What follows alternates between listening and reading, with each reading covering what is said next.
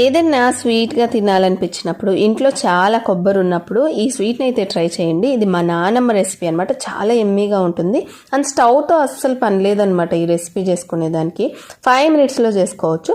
So దీనికోసం వచ్చేసి కొబ్బరి తురుము కావాలి. సో కొబ్బరి తురుము వచ్చేసి 3 cups తీసుకున్నాను. అండ్ అలాగే తినే శనగపప్పు పుట్లాన్ పప్పు కూడా 3 cups తీసుకొని కొంచెం బరకగా గ్రైండ్ చేసుకొని ఈ కొబ్బరి తురుములో వేసేసుకోవాలన్నమాట.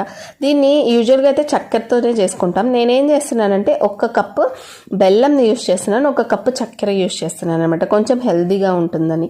సో బెల్లంని కూడా మనము మిక్సీ జార్లో వేసుకొని బెల్లం పౌడర్ని ఇందులో యాడ్ చేసుకోవాలి.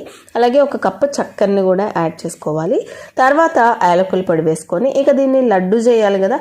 సో మనం సున్నుండలు ఎలా చేసుకుంటామో అలాగా కొంచెం నెయ్యి కరగబెట్టుకొని ఆ నెయ్యి కొంచెంగా వేసుకొని మనం కానీ లడ్డు చుట్టేసుకున్నామంటే ఇన్స్టెంట్గా 5 minutesలో మనకి స్టవ్ అస్సలు యూస్ చేయకుండా లడ్డు